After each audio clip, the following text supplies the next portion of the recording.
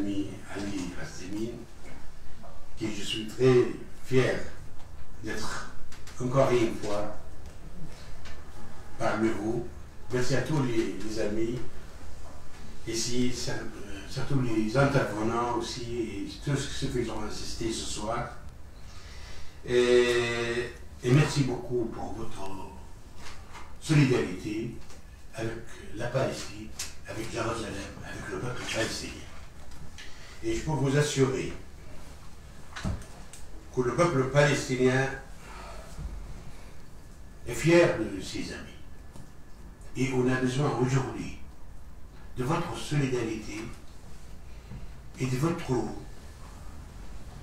position et votre voix qui soit beaucoup plus haut que jamais. Parce qu'il y a beaucoup de tentatives de faire de la cause palestinienne dans les archives. Mais je peux vous assurer que le peuple palestinien uni, tout uni, sous la direction de l'OLP, et vous le savez, ce peuple-là, ce n'est pas désorganisé, ni s'il y a beaucoup de partis politiques, c'est la diversité.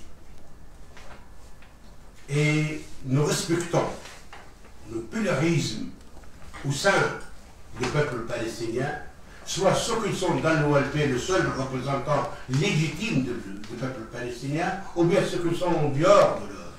Mais notre objectif, c'est la création d'un État palestinien. L'option de deux États, ce n'est pas une option palestinienne. Ce n'est pas un choix palestinien, mais c'est un consensus international. D'opérer en dehors du consensus international, nous étions accusés d'être, avec tous les vocabulaires dans le monde, que les Palestiniens rejettent tout. Non, on a accepté la légalité internationale. Et peut-être nous sommes les derniers à accepter les résolutions du Conseil de sécurité. Malgré, comme l'avaient dit mes amis tout à l'heure, que les Nations Unies elle-même a participé dans la crime contre le peuple palestinien quand elle a partagé la Palestine. Mais nous sommes pragmatiques. On n'est pas... On ne vit pas en dehors de la légalité internationale. Quand on entendait nos amis, soit nos frères arabes, ou bien nos frères musulmans, ou bien tous les gens qui sont émis de la liberté et de l'indépendance, depuis l'apartheid jusqu'à la création de l'OLP, nous étions remis à l'oubli. C'est à cause de ça qu'on a pris en main notre sort. Et on a déclaré la lutte armée. La résistance, ce n'est pas la naissance de l'islam politique. Et il ne sera pas le manœuvre, ou bien le propriété de l'islam politique. Nous savons bien qui a créé l'islam politique. C'est l'Angleterre, comme elle a créé le sionisme. Nous sommes patriotiques. Notre problème, ce n'est pas un problème religieux. On n'a rien contre les juifs. Rien. On est contre les sionistes qui ont venu occuper notre terre. La question palestinienne, ce n'est pas une question religieuse.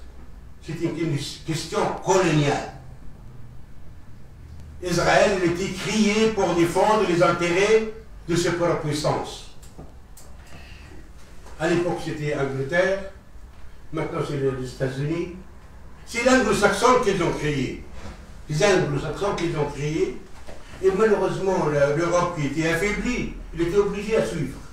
Comme il a dit mon ami le colonel, quand il a dit que la France était obligée de renoncer à son rôle dans la Palestine. La France n'a pas renoncé à son rôle dans la Palestine selon le plan, mais il a renoncé aussi au statu quo qui donnait à la France un rôle important de protéger les lieux saints. Et on a vu ce qui s'était passé avec l'ancien président Jacques Chirac, et même le président Macron, récemment quand il est rentré dans l'église à Jérusalem. Et nous vous assurons que notre résistance continue. Et notre résistance populaire et pacifiste. Parce que c'est le défi. Quand nous, l'année dernière, au mois de mai, comme ces jours-ci, les Israéliens, chaque Ramadan, ils se préparent pour manifester, accomplir la fête accomplie de Trump et de Netanyahu, d'annexer Jérusalem à Israël et de judaïser les lieux saints et de judaïser Jérusalem. C'est le peuple palestinien seul qui fait face à cet massacre contre une population civile. Et quand ils étaient embarrassés de cette résistance populaire pacifiste, ils ont fait courir les extrémistes l'un à l'autre.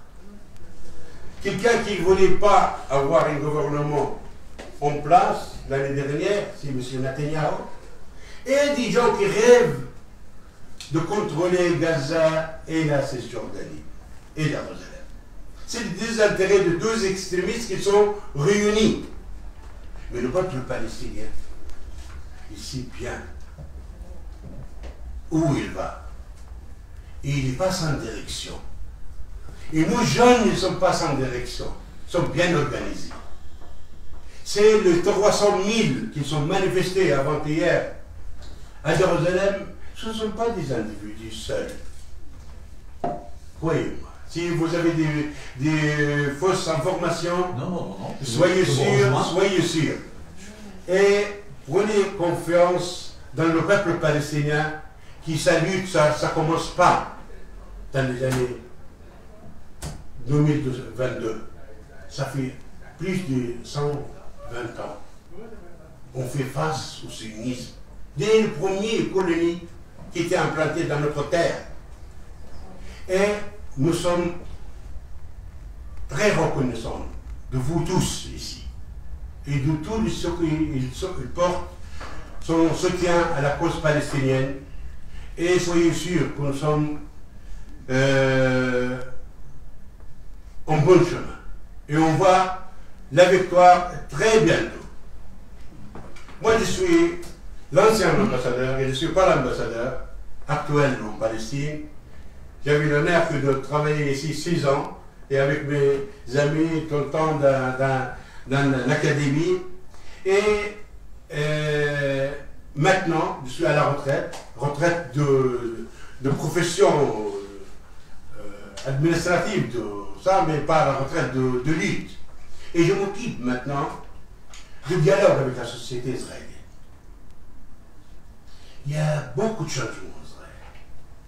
Malgré toute cette propagande israélienne qui dit voilà la normalisation, voilà le Jérusalem est annexé, il y a la reconnaissance américaine de Jérusalem comme capitale de l'État d'Israël. Israël il est incapable de contrôler Jérusalem. Le pauvre soldat, quand il marche dans la rue, il a la trouille. Le jeune palestinien, des enfants palestiniens, ils sont fiers de leur appartenance à cette terre. Nous défendons nos églises, nous défendons nos mosquées et nous défendons notre terre. Et nous avons accepté la légalité internationale. Et nous savons bien, comme il a dit le général de Gaulle, c'est le machin. Mais pour démasquer, on était aligné à l'égalité internationale, pour arracher tout prétexte de nous attaquer. Quand les Américains, ils ont introduit malheureusement un projet de résolution condamnant Hamas de terrorisme. Celui qui l'a fait face, c'est l'OLP. C'est nous qu'on a fait face et on a dû jouer le jeu américain. Parce qu'ils ne veulent pas condamner Hamas par le terrorisme. Ils veulent condamner le peuple palestinien.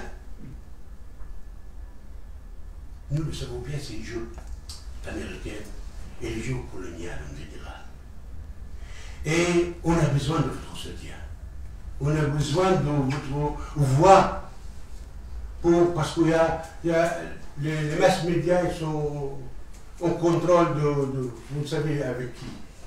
Ce n'est pas avec des démocrates ni avec des gens qui sont émis pour l'indépendance. On voit qu'il s'agit de la Palestine, c'est une décision, c'est une résolution, on le met dans l'archive. Mais quand il s'agit de l'Ukraine, voilà une grande propagande.